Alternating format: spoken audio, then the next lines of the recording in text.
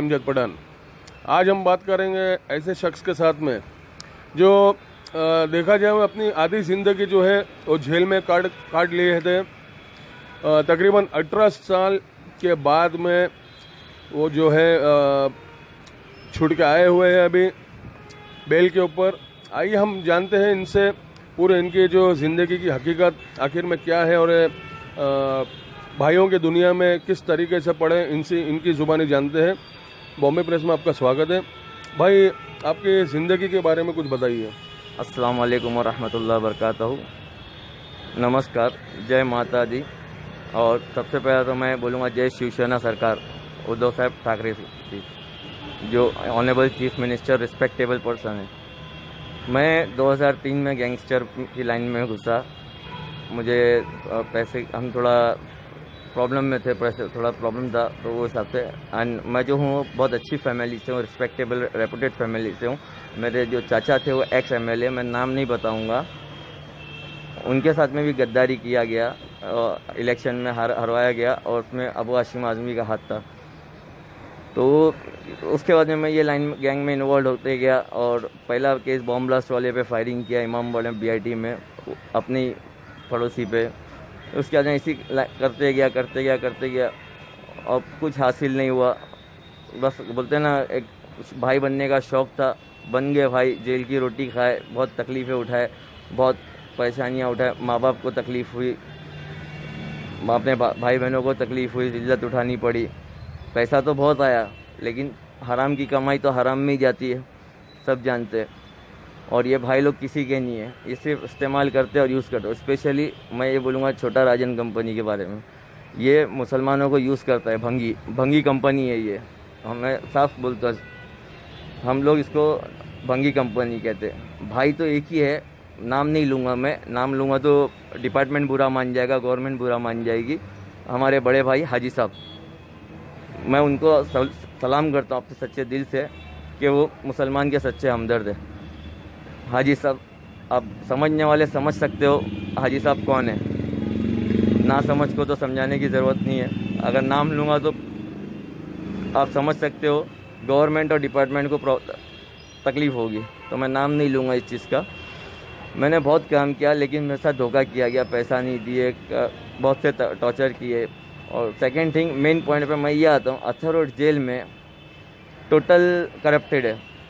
Jail के superintendent से लेकर मामूली हवलदार तक आपको मोबाइल की सेवा मिलेगी, लैपटॉप मिलेगा, चरस, गांजा, अफीम, ड्रग्स जो चाहिए वो मिलेगा, बस पैसा। उन लोग का ईमान पैसे पे।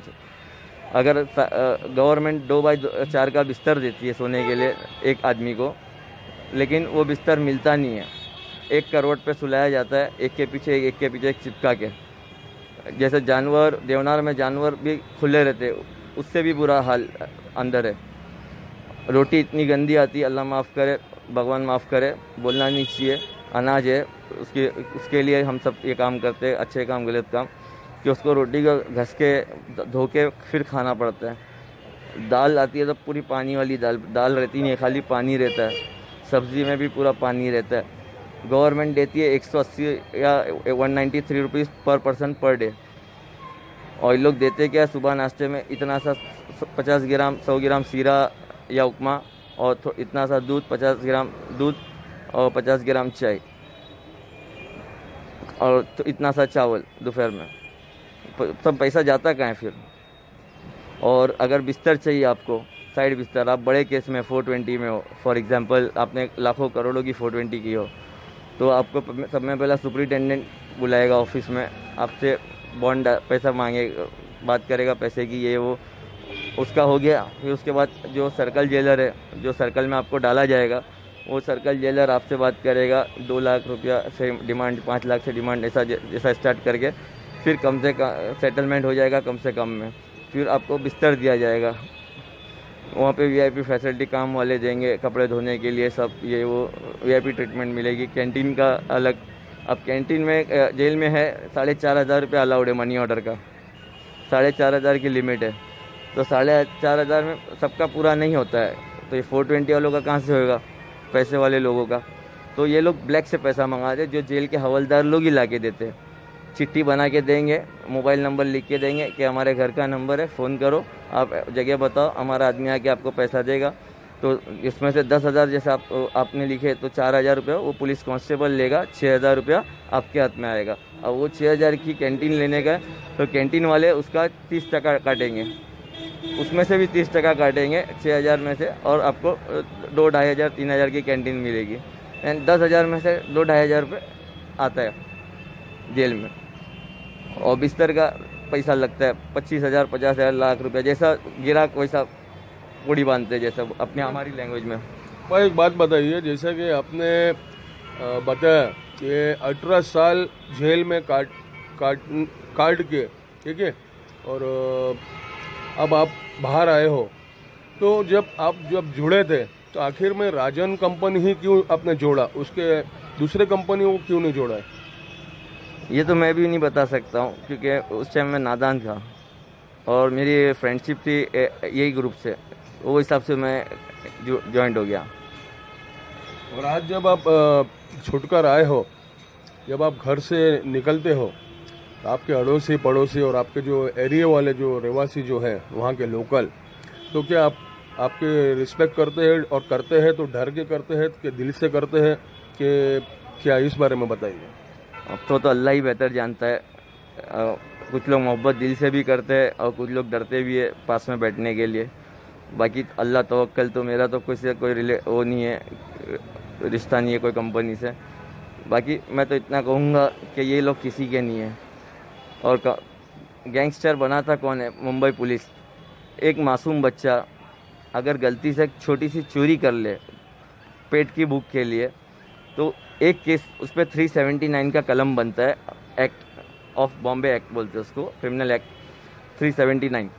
उसमें 10 से 5,000 की ज़मीन होती है, लेकिन पुलिस स्टेशन वाले उसके ऊपर उसको टॉर्चर करते हैं, मारते हैं, और उनके पास जो चीज़ पड़ी रहती रिकवरी वो डालते हैं और जज के सामने खड़ा करके उसका ताबा घुमाते। ताबा मीन्स बोलते एक चौकी से दूसरी चौकी, दूसरी चौकी से तीसरी चौकी, तीसरी चौकी से चौथी चौकी, ऐसा करके 10-12 केस बना डालते और बाद में उसको हिस्ट्री शीटर बनाते।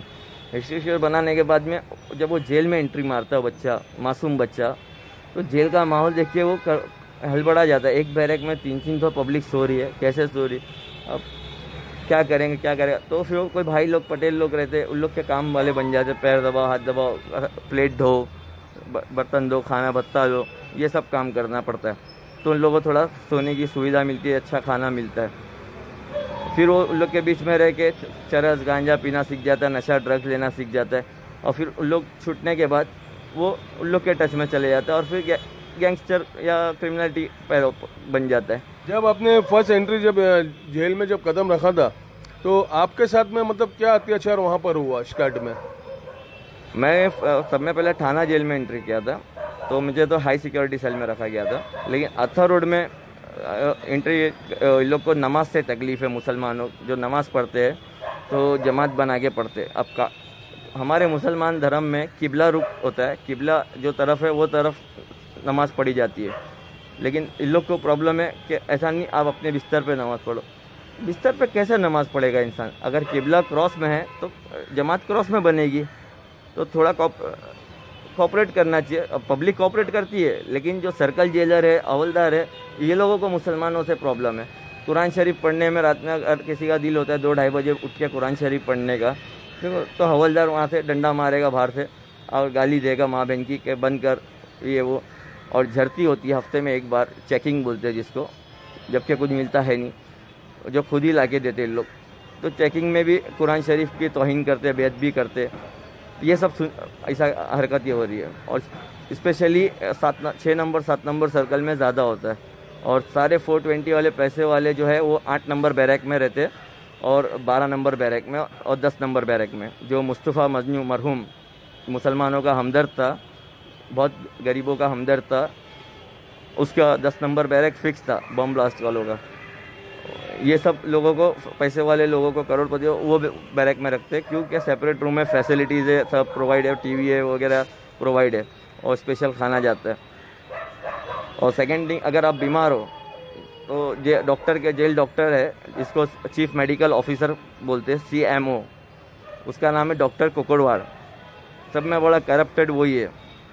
अगर उसके पास जाएंगे आप ट्रीटमेंट के लिए तो पहली बात तो आपसे बात ही नहीं करेगा, वो पहले डायरेक्ट बात ही नहीं करेगा। उसका अर्दली होता है हवलदार, वो इंजेक्शन देगा या मेडिसिन देगा, और मेडिसिन में सिर्फ पैरासीटामॉल, कॉम्बीफ्लैम, डाइज़ापाम, ओलेंजापाइन और 2-3 और कोई टैबलेट, क्रोसिन और डेक्लोफेनिक, ये 4-5 टैबलेट ही है जो हर बीमारी का इलाज है। उसके अलावा कोई कुछ ट्रीटमेंट नहीं। और जे हॉस्पिटल जाना है आपको ट्रीटमेंट के लिए या अपने फैमिली से मिलने के लिए, तो डिपेंड ऑन रेट, 5,000 से लेके 50,000 से लेके लाख रुपया, जैसा गिराक बोलते हैं ना मुर्गा, वैसा काटते बकरा। अच्छा, अभी ये बताइए भाई कि जब आप छूट कर आए हो, ठीक है, तो आपको अभी कैसा महसूस हो रहा है? मैं छूट के आया तो मैं सबसे पहला MRA मार्ग पुलिस स्टेशन में गया। वो इंस्पेक्टर है डिटेक्शन के, PSI सालून के साहब, वो 3 स्टार ऑफिसर है, यंग ऑफिसर है और कामले मेजर, बहुत अच्छे ग्रेट ऑफिसर है। उन्होंने, मैं उनके इंट्रोगेट में था, उन्होंने मुझे इतना प्यार से समझाया। मैं फुल नशे में था और बहुत सी धतिंग कर रहा था, लेकिन मैं सैल्यूट मारता हूँ वो ऑफिसर को। यंग लड़का है लेकिन इतना अच्छा बेस्ट इंसान है कि वो क्रिमिनल को क्रिमिनल नहीं बनाना चाहता है, वो एक अच्छा सिटीजनशिप देना चाहता है।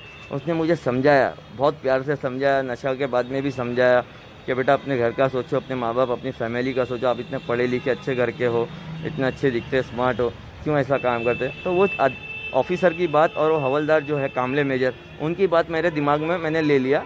और अभी जब से छुट के आया मैंने एक क्राइम नहीं किया।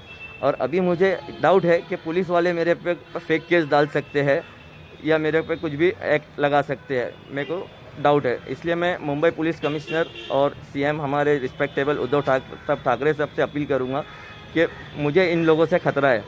और सेकंड थिंग, मैं ये बात फैक्ट बता, अबू हाशिम आज़मी ये मुसलमानों को भड़काता है, हिंदू मुसलमानों में झगड़े लगाता है, बोलता है मैं मुसलमानों का हमदर्द हूँ। अभी ये लॉकडाउन हुआ, मुसलमान भूखे मर रहे, बेचारे बीमार पड़े कोरोना वायरस से, सब हर कोई पार्टी ने, हर कोई घर वालों ने कुछ ना कुछ हेल्प किए। तो इसके पास इतना पैसा है, इसने क्या हेल्प किया? ये तो मुसलमानों का हमदर्द बताता है अपने आप को, कौम का जज्बा बताता है। तो इसने क्या हेल्प किया? एक खाने का पैकेट 100 रुपये का भी किसी गरीब को दिया? आपने सुने? मैंने तो नहीं सुना, मैंने तो देखा भी नहीं। तो ये सिर्फ वो पॉलिटिक्स है, वोट बैंक बनाते हैं मुसलमानों को भड़का के और लड़वा के हिंदू मुसलमान को, ताकि खुद का वोट बैंक बने। और सेकंड थिंग, अबू हाशिम के पास एक मामूली पासपोर्ट एजेंट था, जब आजमगढ़ से बॉम्बे आया था, तो इसके पास इतनी प्रॉपर्टी आई कहाँ से? आज अब्जो करोड़ों का मालिक है। तो इसकी इंक्वायरी मैं CM से और ऑनेबल मुंबई पुलिस कमिश्नर से रिक्वेस्ट करूंगा कि इसकी इंक्वायरी बिठाया जाए कि एक MLA की सैलरी के हिसाब से इसका इतना पैसा आया कहाँ से। डेफिनेटली कुछ ना कुछ गड़बड़ है। और अभी अगर मुझे कुछ हुआ इसके आगे तो इसका जिम्मेदार तो मैंने बताया हूँ कौन है, और अबू हाशिम आज़मी भी हो सकता है। क्योंकि अब मैंने खुल के बोला तो मैं CBI इंक्वायरी बिठाने की अपील करूँगा हमारी गवर्नमेंट से।